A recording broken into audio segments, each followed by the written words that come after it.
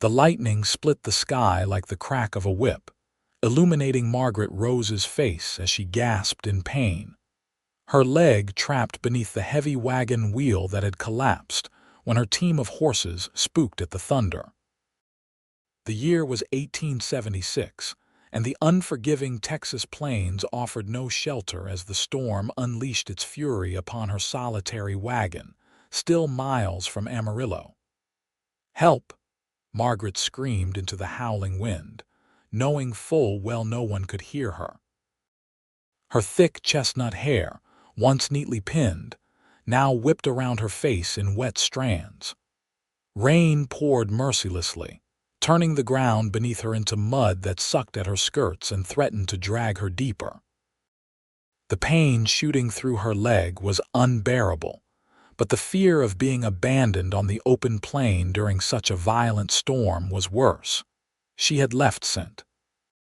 Louis 3 weeks earlier, determined to make a new life for herself after her father's death had left her with little more than debts and painful memories.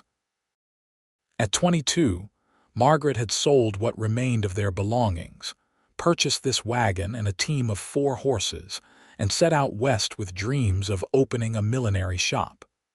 Now, those dreams seemed as distant as the lightning on the horizon.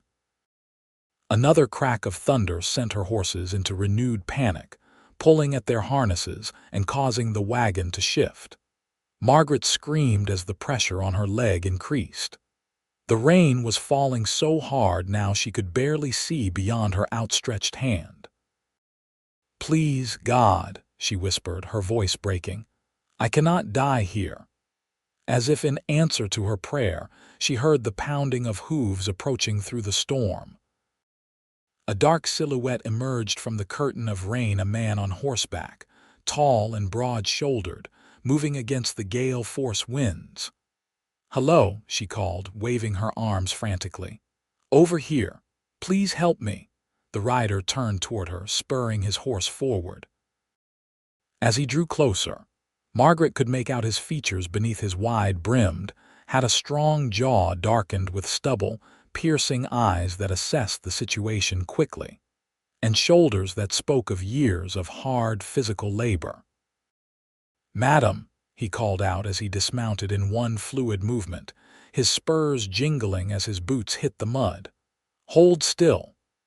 "Thank heavens you came," Margaret gasped, relief washing over her even as the rain continued to soak them both. "My wagon wheel collapsed and my leg is trapped. I cannot move." The stranger knelt beside her, examining the wagon. "Name's Roy Garrison," he said, his voice deep and steady despite the chaos of the storm. "I'll get you free, but it might hurt some." "I'm Margaret Rose," she replied, gritting her teeth against the pain. "And I'm mighty pleased to make your acquaintance, Mr. Garrison, given the circumstances." Roy's eyes met hers briefly, and Margaret caught something in his gaze, a flicker of admiration, perhaps, for her attempt at dignity despite her predicament. He moved to the wagon wheel, positioning himself to lift it. "On the count of 3, I'm going to lift this wheel, and I need you to pull yourself free immediately." "Can you do that, Miss Rose?" Margaret nodded, bracing herself with her hands in the mud. 1, 2, 3. With a grunt of effort, Roy lifted the heavy wagon wheel. His muscles strained against his soaked shirt, the fabric clinging to the contours of his body as he summoned strength that seemed almost superhuman to Margaret's eyes. The moment she felt the pressure lessen, she pulled herself backward, dragging her injured leg free just as Roy had instructed. The moment she was clear, Roy released the wheel, which sank back into the mud with a heavy thud.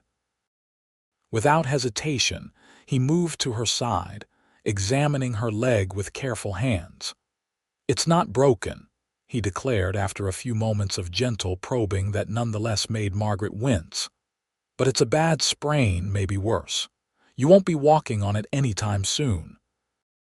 Another lightning bolt crashed nearby, followed almost instantly by a deafening clap of thunder. The horses whinnied in terror and the wagon creaked ominously. "We can't stay here," Roy shouted over the storm. "This whole rig might go over in this wind. My place is about 2 miles east. I'm going to put you on my horse and lead us there." Before Margaret could protest, Roy scooped her into his arms as if she weighed nothing at all. She gasped, both from pain and surprise, finding herself pressed against his chest, feeling the steady beat of his heart despite the raging storm. "What about my belongings?" she asked as he carried her toward his horse. "We'll come back for anything that survives once the storm passes," he replied. "Right now, we need to get you to safety." Roy lifted her onto his horse, a magnificent chestnut stallion that stood calmly despite the chaos around them. He secured her in the saddle before grabbing the reins and beginning to lead them eastward, one hand holding the reins, the other resting reassuringly on Margaret's leg to keep her steady. The journey seemed endless as they pushed through the storm. Margaret clung to the saddle horn, her injured leg throbbing with each step the horse took.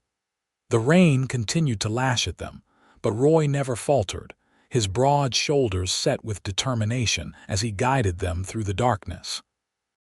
Finally, a small cabin appeared in the distance, a single lantern glowing in the window like a beacon of hope. Relief flooded through Margaret's cold, wet body at the sight. "Almost there," Roy called up to her, his voice nearly lost in another roll of thunder. By the time they reached the cabin, Margaret was shivering violently, her teeth chattering as the cold rain had soaked through every layer of her clothing. Roy helped her down from the horse, once again carrying her in his strong arms. He kicked the door open and brought her inside, placing her gently in a chair near the fireplace where embers still glowed. "Let me build this back up," he said, immediately setting to work on the fire. Within minutes, flames were dancing merrily, throwing warm light across the simple but tidy cabin. Margaret looked around, taking in her surroundings.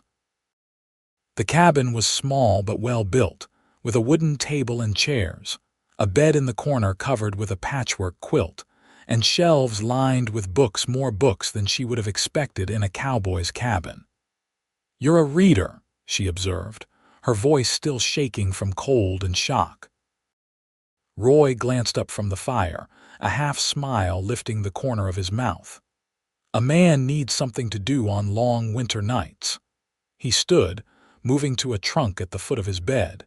"You need to get out of those wet clothes before you catch your death. I have a shirt and some trousers that might work if you roll the legs up." He handed her a bundle of dry clothing and pointed to a screen in the corner. "You can change behind there. I'll make us some coffee to warm your insides." Margaret hesitated only briefly before accepting the clothes.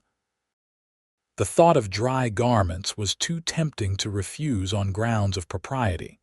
She hobbled behind the screen, struggling to peel off her sodden dress and petticoats.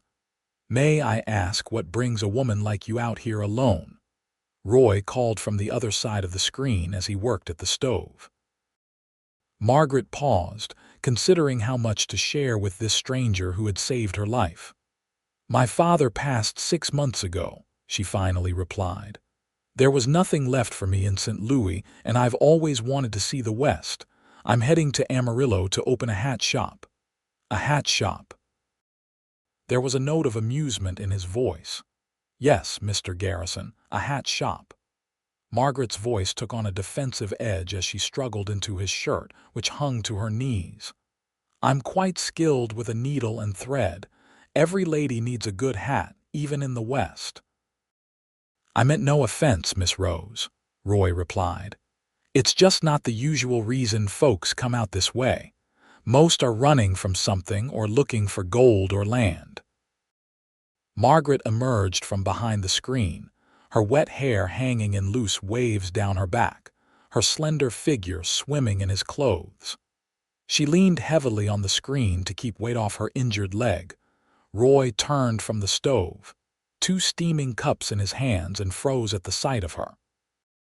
Something flashed in his eyes, surprise perhaps, or something deeper that Margaret couldn't quite name. "Here," he said after a moment, setting the cups down and crossing to her side. "Let me help you to the chair." He slipped his arm around her waist, supporting her weight as she hobbled to the chair by the fire. The casual touch sent an unexpected warmth through Margaret that had nothing to do with the nearby flames. Once seated, she accepted the coffee gratefully, wrapping her cold fingers around the hot mug. "And what about you, Mr. Garrison?" she asked after taking a sip of the strong, black coffee. "What brings a man who reads books to this lonely stretch of Texas?" Roy settled into the chair opposite her, stretching his long legs toward the fire. For a long moment, he stared into the flames, and Margaret thought he might not answer.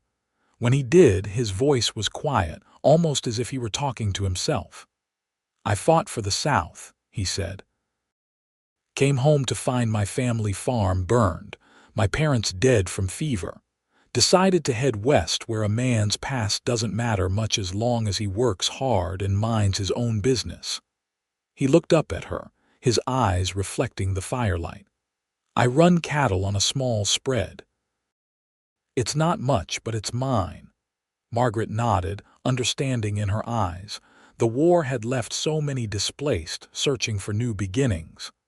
"I'm sorry about your family," she said softly. "It was a long time ago," Roy replied, though the tightness around his eyes suggested the wound wasn't as healed as he claimed. "What about yours? You mentioned your father, but what of your mother?" "She died when I was 12, Margaret said, staring into her coffee. "Consumption." "My father never quite recovered from losing her. He tried his best with me, but he was a dreamer, always chasing the next business venture that would make us rich." She smiled sadly. "None of them ever did." They fell into a comfortable silence, listening to the storm rage outside and the fire crackle in the hearth. Margaret felt her eyelids growing heavy as exhaustion caught up with her. The pain in her leg had dulled to a persistent throb, and the warmth of the cabin wrapped around her like a blanket. Roy noticed her drooping eyes. "You should rest," he said, rising from his chair. "Take the bed, I'll sleep in the chair." Margaret started to protest, but Roy held up a hand. "I won't hear arguments on this, Miss Rose. You're injured and need proper rest." Too tired to argue further, Margaret allowed him to help her to the bed. As she sank into the surprisingly comfortable mattress, Roy pulled the quilt over her. "Thank you," she murmured, already drifting toward sleep, "for saving my life." Roy's hand hesitated over the quilt, and for a brief moment, Margaret thought he might touch her face. Instead, he stepped back. "Sleep well, Miss Rose," he said softly. "You're safe now." As Margaret slipped into dreams, the last thing she saw was Roy Garrison silhouetted against the firelight, strong and steadfast as the storm raged beyond the cabin walls. Morning arrived with golden sunlight streaming through the cabin's small windows.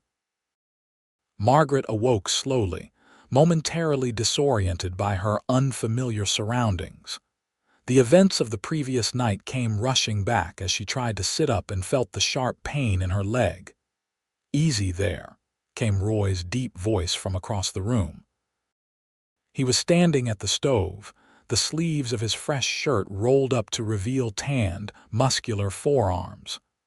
"That leg needs time to heal." "Good morning, Mr. Garrison," Margaret said, pushing herself up more carefully this time. She felt a flush of embarrassment at her disheveled appearance and the fact that she was wearing his clothes in his bed. "I hope I haven't imposed too greatly on your hospitality." Roy shook his head, a slight smile softening his usually serious expression. "No imposition, Miss Rose." "I've made breakfast. Nothing fancy, just eggs and biscuits." Margaret's stomach rumbled at the mention of food, reminding her that she hadn't eaten since noon the previous day. "That sounds wonderful." Roy brought her a plate and helped her to the table. As they ate, Margaret couldn't help but study her rescuer in the clear light of day. He was older than she had first thought, perhaps 30 or so, with faint lines around his eyes that spoke of years squinting against the harsh Texas sun. His hair was dark brown, almost black with a slight wave to it, and his eyes were a deep blue that reminded her of the summer sky. "I'll ride out to your wagon after breakfast," Roy said, breaking into her thoughts. "See what can be salvaged." The storms passed, but there might be more damage than we could see last night. "I should come with you," Margaret began, but Roy cut her off with a shake of his head. "That leg needs at least a day of rest. I'll bring back whatever I can." "Do you have anything particularly valuable I should look for?" Margaret thought of her few possessions. "There's a small wooden box with my mother's cameo and my father's pocket watch. It was under the driver's seat, and my sewing supplies there in a large leather case. The rest is mostly clothing and household items I'll need to start my shop." Roy nodded. "I'll find what I can. In the meantime, you should stay off that leg." He hesitated, then added, "There are some books on the shelf if you get bored. Nothing too exciting, I'm afraid." After breakfast, Roy saddled his horse and rode out toward the site of Margaret's accident. Left alone in the cabin, she found herself drawn to his bookshelf. To her surprise, the collection was quite diverse: volumes of poetry by Whitman and Tennyson, novels by Dickens and Hawthorne, even a well-worn copy of the Iliad in translation. When Roy returned several hours later, he brought with him a surprising amount of Margaret's belongings. The wagon had remained upright, though one wheel was indeed badly damaged. Her trunks had been secured well enough that most of her things remained dry despite the rain that had gotten in through the canvas cover. "Your box is here," he said, handing her the small wooden container that held her family treasures. "And I found this." He set down her sewing case, which Margaret opened immediately, relieved to find her needles, threads, and fabrics all intact. "Thank you," she said, genuine gratitude warming her voice. "You've been kinder than I had any right to expect from a stranger." Roy shrugged, looking almost uncomfortable with her thanks. "Anyone would do the same." "No," Margaret said firmly. "Not anyone. Most would have ridden past in that storm, thinking only of their own comfort." Roy's eyes met hers, and for a moment, something unspoken passed between them, a recognition, perhaps, of kindred spirits despite their different backgrounds.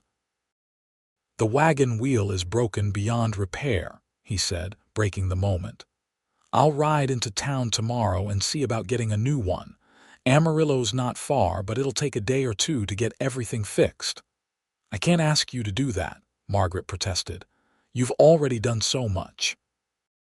"You didn't ask," Roy pointed out. "I offered.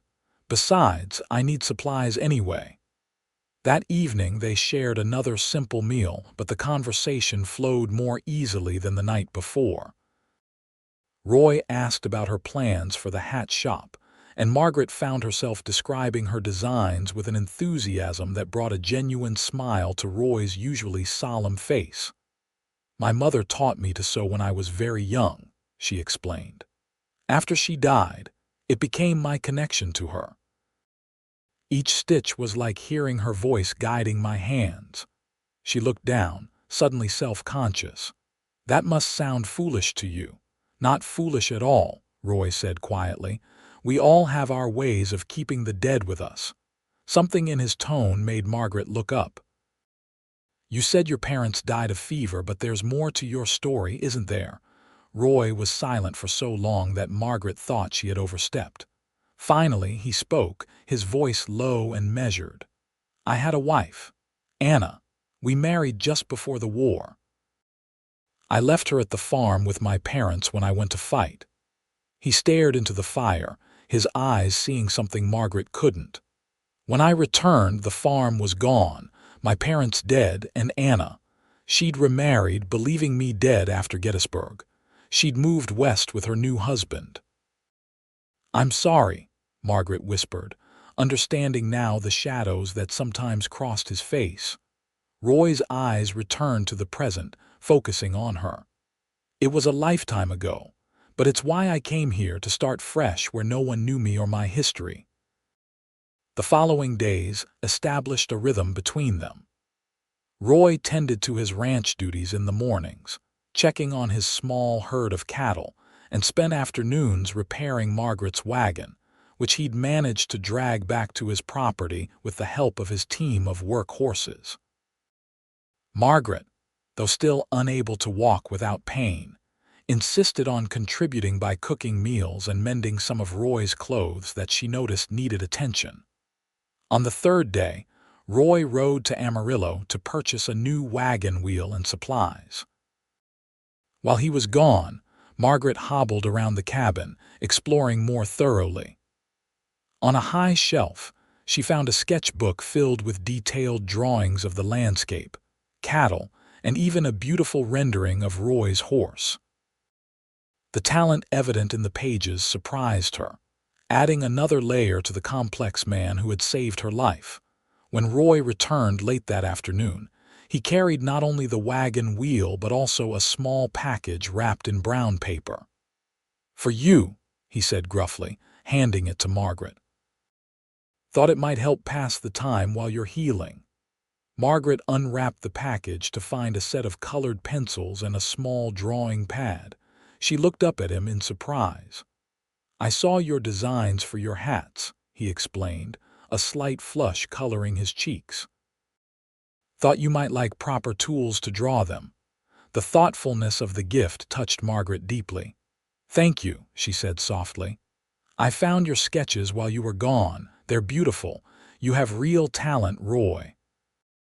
It was the first time she had used his first name, and it hung in the air between them, marking a shift in their relationship. "Just something to do on winter evenings," he said dismissively, but Margaret could tell he was pleased by her praise. That night, they sat on either side of the fire, Margaret drawing hat designs while Roy sketched the profile of a longhorn steer. The companionable silence between them was comfortable in a way Margaret had never experienced with anyone outside her family. "May I ask you something personal?" she ventured after a while. Roy looked up from his sketch. "You can ask. I might not answer." "Why have you remained alone all these years? Surely there must have been women in Amarillo who would have made suitable wives." Roy set down his pencil, considering her question. "After Anna, I didn't see the point in risking my heart again," he said finally. "And most women don't fancy the idea of living this far from town on a small cattle ranch with few comforts." He looked around the cabin. "It's not much of a life to offer a woman." Margaret followed his gaze around the simple cabin. "I think it depends on the woman," she said thoughtfully. "Some might see the peace here, the freedom, the beauty of the land." Roy's eyes returned to her, something unreadable in their depths. "And you, Margaret, what do you see?" The question hung between them, laden with meaning beyond the simple words. Margaret felt her heart quicken under his steady gaze. "I see a man who lives honestly," she said softly, "who creates beauty with his hands and treats others with kindness. That's worth more than fine houses or fancy clothes." Roy held her gaze for a long moment before looking down at his sketch again. "Your leg seems to be healing well," he observed, changing the subject.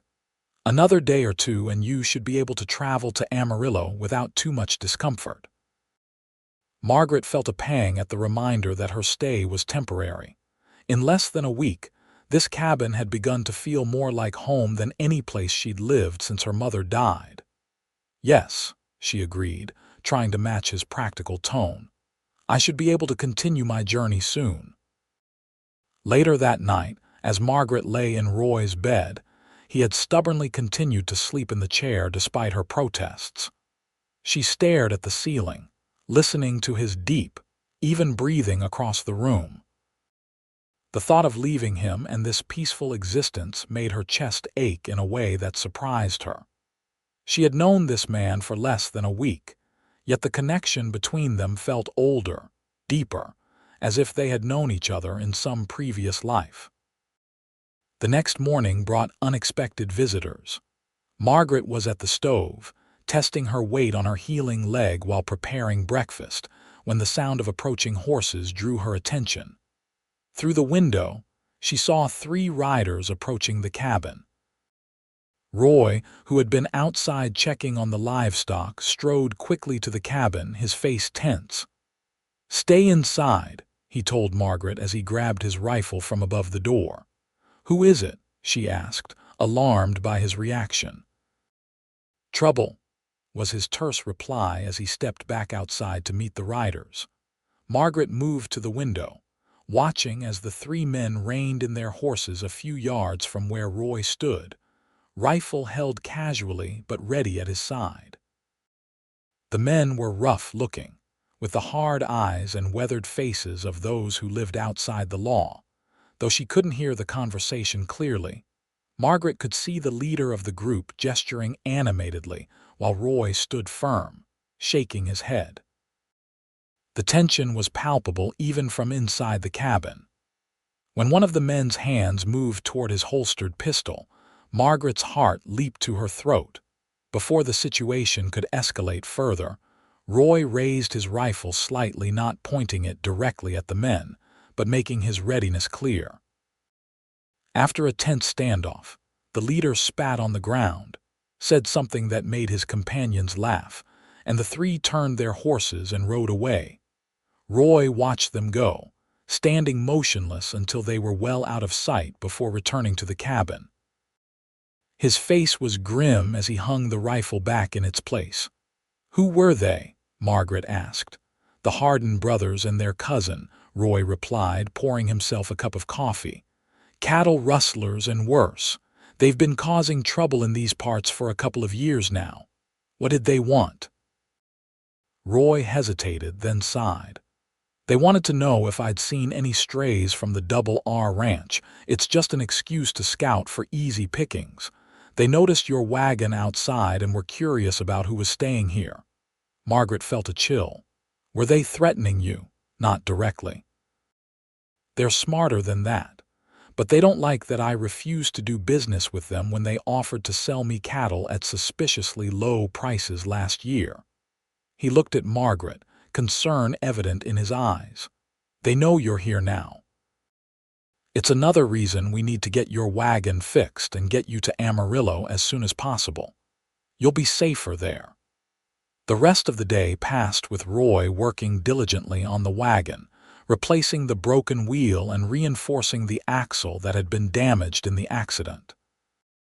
Margaret helped as much as her healing leg allowed, holding tools and steadying pieces of wood as Roy shaped them.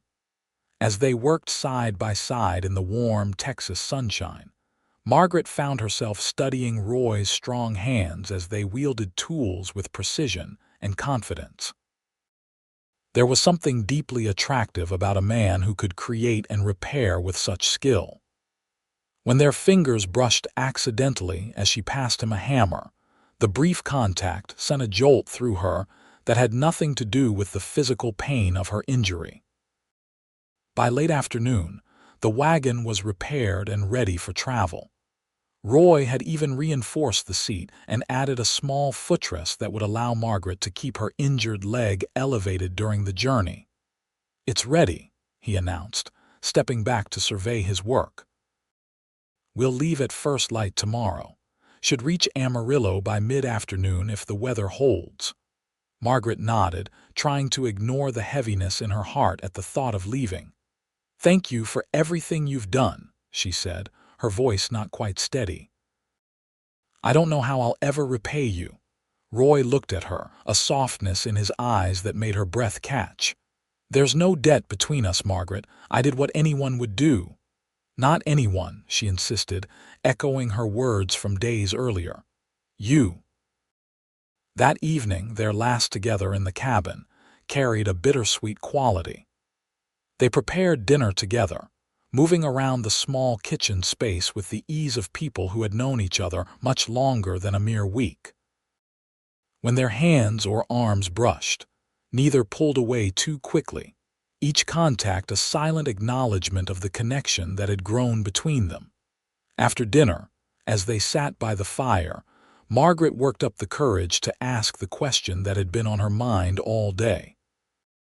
"Will you visit me in Amarillo, once I'm settled, I mean?" Roy looked into the fire, his expression unreadable. "Would you want me to?" "Yes," Margaret said simply, her heart pounding. "Very much." Roy's eyes met hers, and in them she saw a mixture of longing and hesitation. "Margaret, I don't have much to offer a woman like you. My life here is simple, sometimes hard. You deserve, I think," Margaret interrupted gently, "that I know what I deserve better than you do." She moved from her chair to kneel beside his, ignoring the twinge in her healing leg. "The past week has shown me something I never expected to find on my journey west. I've found a man who is kind and honorable, who creates beauty with his hands and sees it in the world around him. A man who lifted me not just from beneath a wagon wheel but lifted my spirits when I was afraid and alone." Roy's hand moved to touch her face, his calloused fingers gentle against her cheek. "Margaret," he said, her name a caress on his lips. "I haven't felt this way since. I didn't think I could feel this way again." "Nor did I," she admitted. "After my father died, I thought I would be alone forever. I was resigned to it even, but now—" "Now," Roy prompted, his voice barely above a whisper. "Now I can imagine a different future," Margaret said. "One that isn't lonely at all." Roy leaned forward slowly, giving her time to pull away if she wished. When she didn't, his lips met hers in a kiss so tender it brought tears to her eyes. His hand cradled her face as if she were something precious, something he feared might break or disappear. When they parted, Roy rested his forehead against hers. "I've known you such a short time," he murmured, "yet it feels like I've been waiting for you all my life." "Perhaps we have known each other before," Margaret suggested, "in another life." Roy smiled, the expression transforming his usually serious face. "Perhaps, or perhaps some connections don't need time to grow strong." They spent the rest of the evening talking, sharing stories of their pasts and dreams for their futures. Roy spoke of his hope to expand his herd, to perhaps build a larger house someday. Margaret described her vision for her hat shop, the styles she wanted to create that would blend Eastern fashion with Western practicality. "You could sketch them," Roy suggested. "The landscapes around here. I could show you places that would take your breath away, canyons and mesas that change color with the light." The casual way he included her in his future made Margaret's heart swell with hope. When it came time to sleep, their new understanding changed the dynamics of the small cabin. Roy insisted Margaret take the bed as usual, but this time he sat on the edge of it, holding her hand until she fell asleep, his thumb tracing gentle circles on her palm. Morning arrived too quickly. They packed Margaret's belongings into the repaired wagon, securing everything carefully for the journey. Roy saddled his horse, planning to lead the wagon to town and then return to his ranch afterward. As they set out, the Texas landscape stretched before them, golden in the early morning light.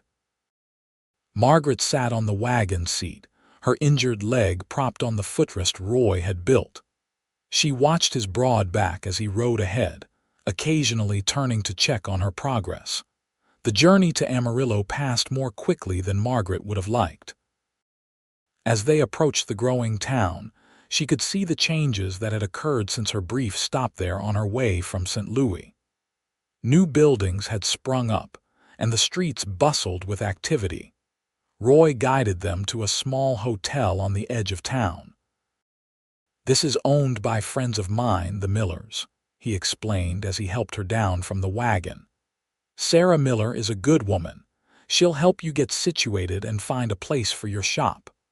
Margaret leaned on his arm as they entered the hotel, her leg still tender though much improved. Inside, they were greeted warmly by a plump, cheerful woman with graying hair who introduced herself as Sarah Miller. "Roy Garrison, it's been too long since you've come to town," she exclaimed before turning curious eyes to Margaret. "And who might this be?" "Margaret Rose," Roy replied. "She's come from St. Louis to open a hat shop. Had some trouble with her wagon during the storm last week." Understanding dawned in Sarah's eyes as she looked between the two of them. "I see," she said, a knowing smile playing at her lips. "Well, Miss Rose, we have a lovely room available, and I'd be happy to show you around town when you're settled." While Sarah arranged for Margaret's luggage to be taken to her room, Roy stood awkwardly in the hotel lobby, his hat in his hands. "I should get back to the ranch before dark," he said, though his reluctance was evident in his voice. Margaret felt a surge of panic at the thought of him leaving. "When will I see you again?" "I'll come back in a few days," he promised. "Need to check on you. On your leg, I mean. Make sure you're healing properly." Sarah, returning from arranging the room, pretended not to hear this exchange, though her smile widened. "3 days," Margaret said firmly. "I'll expect you in 3 days, Roy Garrison." Roy nodded, a smile tugging at his lips. "3 days," he agreed. As he turned to leave, Margaret impulsively caught his hand. Before she could second-guess herself, she rose on tiptoe to press a quick kiss to his cheek. "Thank you," she whispered, "for everything." Roy's eyes darkened with emotion. For a moment, Margaret thought he might kiss her properly, despite Sarah's presence. Instead, he squeezed her hand and said softly, "3 days isn't so long." After he left, Sarah showed Margaret to her room, a simple but comfortable space with a bed, washstand, and small writing desk. Through the window, Margaret could see the main street of Amarillo, bustling with horses, wagons, and people going about their business. "So," Sarah said, her tone conversational but her eyes keen with interest, "how did you and Roy meet?" Margaret told her the story of the storm and her accident, Roy's timely rescue, and the days spent at his cabin while she healed and he repaired her wagon. She tried to keep her tone matter-of-fact, but something in her voice must have betrayed her feelings. "I've known Roy Garrison for 5 years," Sarah said when Margaret finished her tale. "In all that time, I've never seen him look at anyone the way he looks at you." She patted Margaret's hand. "That man has carried sadness with him since he came west. Whatever happened between you two this past week has lightened that burden." Margaret felt herself blushing. "We've only just met," she protested weakly. Sarah laughed. "Honey, out here, life moves faster than back east. People recognize what's important and don't waste time pretending otherwise." She moved toward the door. "Rest that leg of yours. Tomorrow, I'll introduce you to Joe Simmons. He owns the empty store next to the General Mercantile. Might be just the place for your hat shop." The next 3 days passed in a whirl of activity. True to her word, Sarah introduced Margaret to Joe Simmons, who was delighted at the prospect of renting his vacant storefront to a milliner. "The ladies of Amarillo have been ordering their hats from catalogs or traveling to Dallas," he explained. "They'll be thrilled to have someone local with Eastern training." With Sarah's help, Margaret began to set up her shop. The space was perfect, large windows at the front to display her creations, plenty of room inside for a counter and work area, and even a small apartment at the back where she could live.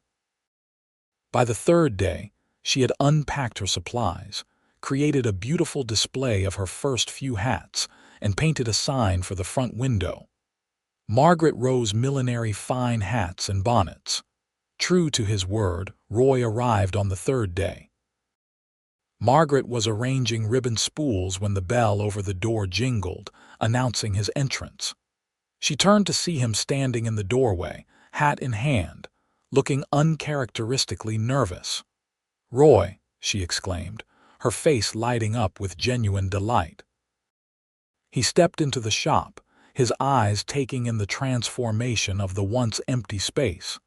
"This is remarkable," he said, genuine admiration in his voice. "You've accomplished so much in just 3 days." "Sarah has been a tremendous help," Margaret admitted. "She's introduced me to half the town already, I think. 3 ladies have already placed orders for hats." Roy's smile was warm with pride. "I knew you'd succeed here." There was an awkward moment as they stood facing each other, neither quite sure how to bridge the gap between the intimacy they had shared at his cabin and this new, public setting. "Would you?" They both began at once, then laughed. "Ladies first," Roy said. "Would you like to see the rest of the shop?" Margaret asked. "There's a small apartment in the back where I'll be living."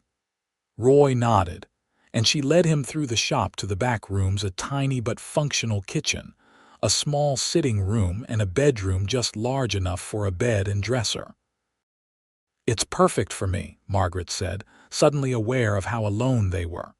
"Small, but all I need." Roy stood in the center of the sitting room, seeming too large for the small space, his broad shoulders nearly touching the walls on either side. "It suits you," he said. "Close to your work, but still a place of your own." Another silence fell between them, this one charged with unspoken emotions.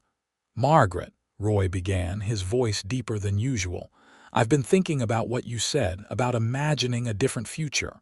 Margaret's heart began to race. "Yes. I've lived alone for a long time," he continued, taking a step closer to her. "I thought that was my lot in life after everything that happened, but this past week with you, it's shown me that maybe I was wrong." Margaret could scarcely breathe as he took another step toward her. "I know it's too soon," Roy said, his eyes never leaving hers. "We barely know each other, but I can't stop thinking about you, about us, about what might be possible if." Margaret closed the remaining distance between them, placing her finger gently against his lips. "It's not too soon," she whispered. "Not when it feels this right." Roy's arms enveloped her, pulling her against his chest. This time when he kissed her, there was none of the hesitation of their first kiss. This was a kiss of certainty, of promise, of a future taking shape between them. When they finally parted, both breathing heavily, Roy rested his forehead against hers. "I don't want to leave you again," he admitted. "These 3 days felt like 3 years." "Then don't leave," Margaret suggested, surprising herself with her boldness. "Stay in town tonight." "Sarah has rooms at the hotel." Roy's eyes darkened at her suggestion, but he nodded. "I'd like that. We have much to talk about." They spent the evening walking through Amarillo, Roy pointing out places of interest and introducing Margaret to people he knew. They had dinner at the hotel restaurant, where Sarah observed them with undisguised approval from across the room. As sunset painted the sky in brilliant oranges and reds, they sat on a bench outside the hotel, talking about their lives and their growing feelings for each other. "I never expected to find someone like you," Roy confessed, his hand warm around hers. "Especially not during a thunderstorm in the middle of nowhere." Margaret smiled, leaning her head against his shoulder. "Perhaps that's how the best loves begin, unexpectedly, when we're not looking for them." "Love," Roy repeated softly, testing the word. "Is that what this is, Margaret, after so short a time?" Margaret lifted her head to meet his gaze directly. "I believe it is," she said simply. "I've never felt this way before, as if I've found a piece of myself I didn't know was missing." Roy's expression softened, his eyes reflecting the last light of day. "I love you, Margaret Rose," he said, the words clearly unfamiliar on his tongue but no less sincere for it. "I don't have much to offer except my heart and my hands, but they're yours if you want them." Margaret's eyes filled with tears of joy. "I want them," she whispered. "I want you, Roy Garrison. Your heart, your hands, your cabin in the wilderness, all of it." His kiss was a seal on their declaration, tender yet passionate, a promise of all that was to come. The following weeks saw a pattern emerge. Roy would ride into town every few days, staying at the hotel, or sometimes in Margaret's small sitting room on a makeshift bed. They spent every moment they could together, getting to know each other more deeply as Margaret's shop took shape and began to attract customers. News of their courtship spread quickly through Amarillo. Some eyebrows were raised at the speed of their attachment, but most people responded with the practical acceptance typical of frontier communities, where life was too precarious to waste time on lengthy courtships. A month after Margaret's arrival in Amarillo, as they sat on the porch of her shop watching the sunset, Roy took her hand in his. "I've been thinking," he began, his thumb tracing patterns on her palm in the way she'd come to love. "A dangerous pastime," she teased. He smiled, the expression now coming more easily to him than it had when they first met. "I'm serious, Margaret. The ride between my ranch and town is getting tiresome. 2 hours each way takes a lot of time that could be better spent." Margaret nodded, her heart sinking a little. They had both known this arrangement couldn't last forever. "I understand," she said softly. "Your ranch needs your full attention. We can figure out a schedule that works better for—" "That's not what I meant," Roy interrupted, turning to face her fully. "What I meant was, it seems foolish for us to keep living apart when we could be together." Margaret's breath caught. "Roy," he reached into his pocket and pulled out a small box, simple but beautifully crafted from polished wood. "I made this," he said, opening it to reveal a ring. The band was silver, supporting a small but perfect diamond that caught the last rays of sunlight. "It's beautiful," Margaret breathed, staring at the ring in amazement. "Margaret Rose," Roy said, his voice steady despite the nervousness evident in his eyes, "will you marry me? Will you make a life with me, part here in town with your shop, part at the ranch? It won't be easy, but together I believe we can make it work." Tears spilled down Margaret's cheeks as she nodded, too overwhelmed to speak for a moment. Finally, she managed to say, "Yes, Roy Garrison. Yes, I will marry you." As he slipped the ring onto her finger, Margaret marveled at the journey that had brought her here from St. Louis to Amarillo, from beneath a wagon wheel in a thunderstorm to the promise of a life with this remarkable man. "When?" she asked, admiring the way the ring caught the light. "When shall we marry?" "As soon as possible," Roy replied without hesitation. "Next week if Reverend Thompson is available, unless you want to wait for a larger ceremony." Margaret shook her head. "I don't need a large wedding. Just you and me and a few friends as witnesses." They were married the following Saturday in Amarillo's small church. Sarah Miller had helped Margaret create a simple but elegant wedding dress, and Roy wore a new suit purchased for the occasion. The church was filled with townspeople who had quickly embraced Margaret as one of their own, and who had known Roy for years as a quiet but respected rancher. As they exchanged vows, Margaret looked into Roy's eyes and saw their future reflected their days of hard work and simple pleasures, nights of passion and tender conversations, a life built with 4 hands instead of 2. After the ceremony, they traveled to Roy's ranch, their ranch now, for their wedding night. Roy had been busy during the weeks of their courtship, adding a new room to the cabin and improving the furnishings in preparation for his bride. As he carried her over the threshold, Margaret felt a sense of homecoming stronger than anything she had experienced since her mother's death. This small cabin, with its bookshelves and fireplace and the scent of pine and leather that was uniquely Roy's, was where she belonged. Later, as they lay entwined in the bed that was now theirs to share, Margaret traced the lines of Roy's face with her fingertips. "Do you believe in fate?" she asked softly. Roy caught her hand and pressed a kiss to her palm. "I never used to," he admitted. "But how else can I explain that my path crossed with yours at exactly the right moment? "That I happened to be riding near enough to hear you during that storm." "Divine intervention," Margaret suggested with a smile. Roy pulled her closer. "Whatever it was, I'm grateful," he murmured against her hair. "If I had to face 100 storms to find you, I would do it gladly." In the months that followed, they established a rhythm to their shared life. Margaret spent 3 days a week in Amarillo, running her hat shop, which had quickly become popular with the ladies of the town and surrounding ranches. The other 4 days, she was at the ranch with Roy, learning about cattle raising and helping to make their home more comfortable. The arrangement required adjustment from both of them. Roy had to become accustomed to sharing his space and his decisions after years of solitude. Margaret had to learn the skills needed for ranch life, cooking on a wood stove, managing with limited supplies, and sometimes facing the harsh realities of frontier existence. There were challenges, of course. The Hardin brothers continued to cause trouble in the region, and Roy remained vigilant about protecting their small herd. A drought during their first summer together tested both their resources and their resolve. And there were moments when the isolation of ranch life weighed heavily on Margaret, making her long for the bustle and companionship of town.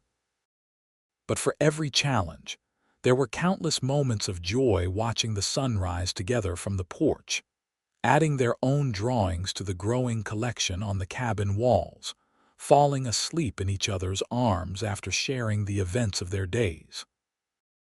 Roy's quiet strength became Margaret's anchor. While her optimism and creativity brought a lightness to his life he had never expected to find again. A year after their wedding, as they sat on their porch watching a thunderstorm roll across the plains far enough away to be a spectacle rather than a threat, Margaret placed Roy's hand on her still flat stomach. "We're going to have a baby," she said, her eyes shining with happiness. "Next spring." Roy's face transformed with wonder and joy. He gathered her into his arms, holding her as if she were the most precious thing in the world. "A baby," he repeated, his voice thick with emotion. "Our baby." As the lightning illuminated the sky, Margaret thought of that first storm, the one that had nearly taken her life, but instead had led her to love. How fitting that they should receive this news during another storm, nature's reminder of how their story began. "I was thinking," she said as they watched the lightning dance across the horizon, "if it's a boy, we might name him Thomas, after my father." Roy nodded. "And if it's a girl, perhaps Anna, after my mother." He had told Margaret some time ago that his first wife had not been named Anna, that had been his mother's name, a small deception he had used when first telling his story because he wasn't ready to share the full truth. "Thomas or Anna Garrison," Margaret said, testing the names. "Both sound perfect to me." 6 months later, as winter settled over the Texas Panhandle, Margaret's pregnancy progressed well. Her shop in Amarillo continued to thrive, though she had hired a young assistant to help during the days when her condition made travel difficult. Roy had expanded the cabin again, adding a nursery adjoining their bedroom, its walls already decorated with his sketches of animals and landscapes to welcome their child. One evening, as they sat by the fire, Margaret working on a tiny bonnet while Roy read aloud from one of their favorite books, a pounding on the door startled them both. Roy set down the book, his expression instantly alert. It was unusual for anyone to visit their isolated ranch, especially after dark in winter. "Stay here," he told Margaret as he reached for his rifle. He approached the door cautiously. "Who's there?" he called. "It's Jack Miller," came the response. "Sarah's son." "Pa sent me to fetch you, Mr. Garrison. There's trouble in town." Roy opened the door to reveal a young man of about 20, his horse steaming in the cold night air from hard riding. "What kind of trouble, Jack?" "The Hardin brothers," Jack replied, stamping his feet against the cold. They've taken over the saloon, threatening folks. They're drunk and mean, saying they're looking for you, something about settling scores. Roy's jaw tightened. Why me specifically? Don't know, sir. But they've got 5 or 6 men with them, all armed. Sheriff Taylor's out of town, and Deputy Wilson's no match for that gang alone. Roy turned to Margaret, who had risen despite his instruction to stay seated, her face pale with concern. "I have to go," he said simply.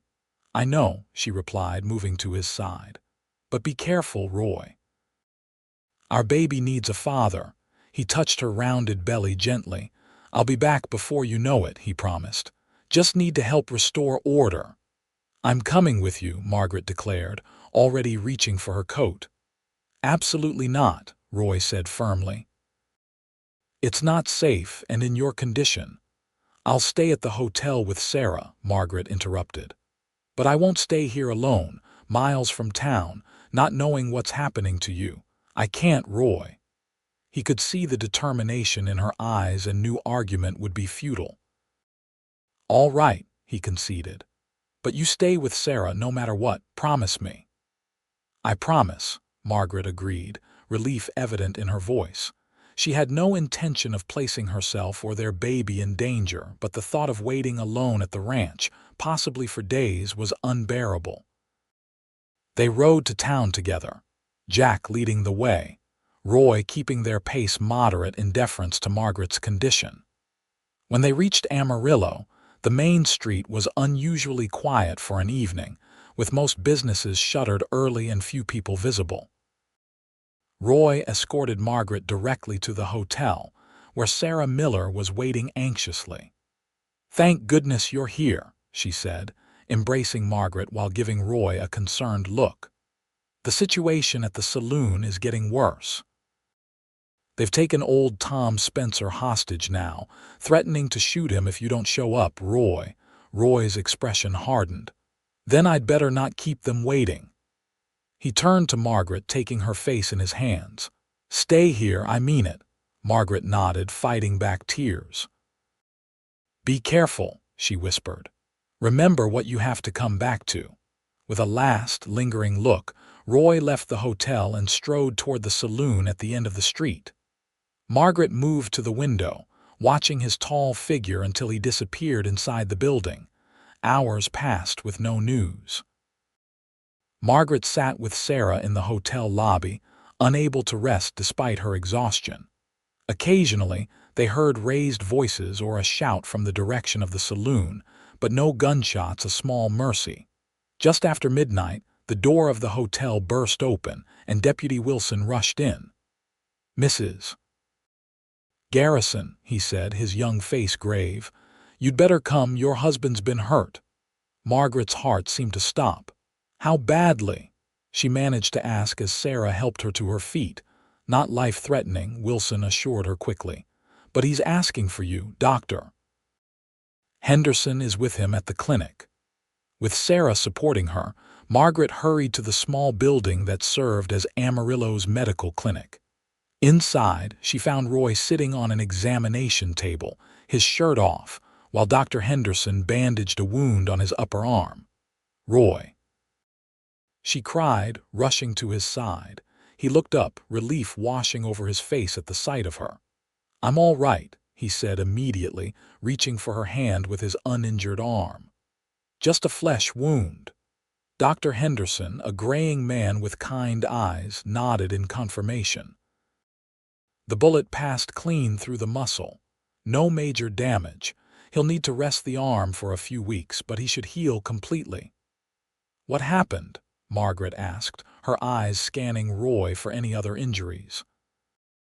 "The Hardens were looking to settle what they saw as a score," Roy explained, wincing slightly as the doctor tightened the bandage. "When I refused to be intimidated, one of them drew on me. I was faster, but not quite fast enough to avoid getting nicked."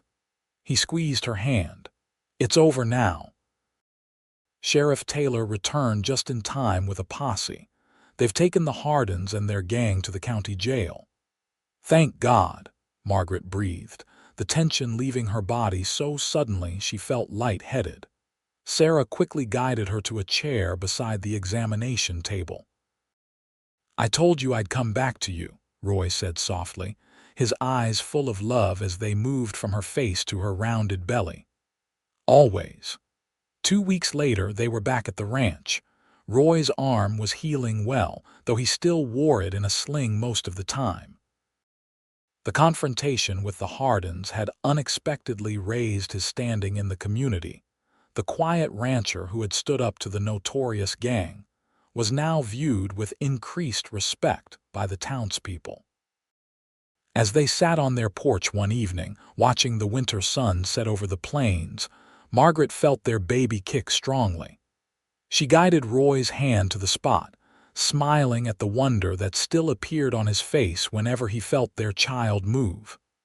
"I've been thinking," Roy said after a moment. "Perhaps we should consider building a house in town. Nothing fancy, but something closer to your shop and to help in emergencies like what happened with the Hardens." Margaret looked at him in surprise. "You would do that? Leave the ranch, not leave it," Roy clarified. "We would keep the ranch, of course, but having a place in town would make things easier for you with the baby coming, especially during the days you work at the shop. And after what happened, well, I'd feel better knowing you had neighbors close by when I need to be at the ranch overnight." Margaret considered the suggestion, touched by his concern for her welfare and that of their child. "It would be convenient," she admitted, "but this is your home, Roy. I know how much the open spaces mean to you." "You and our child are my home now," Roy said simply. "The land is important, yes, but family is more important. My father taught me that, though it took me many years to truly understand it." Margaret leaned against him, overwhelmed by the love she felt for this man who had changed his entire life to make room for her and their child.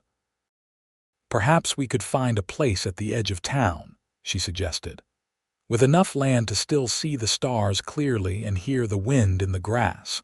Roy nodded, pulling her closer with his good arm. "We'll start looking as soon as my arm is healed enough to handle construction." As winter gave way to spring, life continued to evolve for Roy and Margaret. They found a plot of land at the eastern edge of Amarillo, close enough to town for convenience, but with an unobstructed view of the plains that stretched toward their ranch.